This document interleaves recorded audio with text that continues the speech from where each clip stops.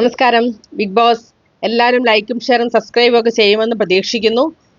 ഒന്നുമില്ല, ഇത്രയും സമയം മെനക്കെടുത്ത് നിങ്ങൾക്ക് വേണ്ടി ഇത് മുമ്പിൽ ഞാൻ അപ്ഡേറ്റ്സ് ഒക്കെ എത്തിക്കുന്നതല്ലേ. ഒന്ന് ഇഷ്ടം നൽകണം, ഒന്ന് സബ്സ്ക്രൈബ് ചെയ്യൂ. അതേപോലെ തന്നെ കഴിഞ്ഞ ദിവസം നമ്മുടെ പ്രൊമോയ്ക്കകത്തൊക്കെ കാണിച്ചിരുന്നു, അല്ലെങ്കിൽ ആ എപ്പിസോഡിന്റെ അവസാനം, ലാലേട്ടൻ വന്ന എപ്പിസോഡിന്റെ അവസാനം ശാരികയും സരികയും ഒക്കെ വരുന്നത് നമ്മളെ കാണിച്ചു. ഒരാൾ ഈ പറഞ്ഞ പോലെ മാസ്ക് ഇട്ട് വരുന്നത് നമ്മളെ കാണിച്ചു. അപ്പോൾ അങ്ങനെയുള്ള പഴയ പോയ നമ്മുടെ ആൾക്കാർ, ബിഗ് ബോസിലെ ആൾക്കാരൊക്കെ തിരിച്ചു വന്നിരിക്കുകയാണ്. അവരോടൊക്കെ വിശേഷങ്ങളൊക്കെ അറിഞ്ഞ് സന്തോഷമായിട്ട് എല്ലാവരും ഇരിക്കുന്ന കാര്യങ്ങളൊക്കെയാണ് നമ്മൾ കണ്ടുകൊണ്ടിരിക്കുന്നത്.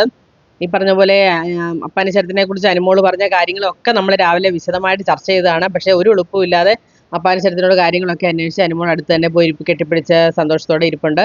അതൊന്ന് മനസ്സിൽ വെച്ചുകൊണ്ടിരിക്കണം എന്നല്ല ഞാൻ പറഞ്ഞത്, അല്ല എന്നാലും ഞാൻ പറയുകയാണ് മനുഷ്യൻ്റെ ഓരോ അവസ്ഥയും. അതേപോലെ സ്റ്റോർ റൂമിൽ കൂടെ നമ്മുടെ സരിക കയറി വന്നു. അപ്പോൾ മറ്റേ കൺഫെഷൻ റൂമിൽ സാരിക കെവി കയറി വന്നു. അപ്പാനിച്ചരത്ത് പ്രധാന വാതിൽ വഴി മാസ്ക് ഒക്കെ വെച്ച് പുലിക്കളിയൊക്കെ ആയിട്ട് തിരിച്ചു വന്നു. പുലിക്കളിയായിട്ടാണല്ലോ പുള്ളി പോയത്, അതേപോലെ തന്നെ പുള്ളി തിരിച്ചു വന്നു. അങ്ങനെ പഴയ ആൾക്കാരൊക്കെ തിരിച്ചു വന്നുകൊണ്ടിരിക്കുന്നു. അതിൻ്റെ കൂടെ അതിന് മുമ്പായിട്ട് തന്നെ ഈ പറഞ്ഞ ഷാനവാസിനെ കുറിച്ച് അതിഭയങ്കരമായിട്ടുള്ള ആരോപണങ്ങൾ അക്ബറിനോട് ആദില പറഞ്ഞുകൊണ്ടിരിക്കുന്നത് പുള്ളി ഫേക്കാണ്, പുള്ളി എല്ലാം അഭിനയമാണ്, അനീഷിനോടുള്ള സ്നേഹം പോലും പ്രകടമാക്കുന്നത് വെറുതെ അഭിനയമാണെന്ന് പറയുന്നു. അതേപോലെ തന്നെ ഈ പറഞ്ഞ പോലെ ആദിലെ നൂറയുമായിട്ട് ഒരു യുദ്ധം നടക്കുന്നു. അതിനകത്ത് നൂറ പറയുന്നു, എന്നാൽ നിങ്ങൾ ഞാൻ വേറെ ആളെ നോക്കട്ടെ എന്നൊക്കെ ആദില പറയുന്നു.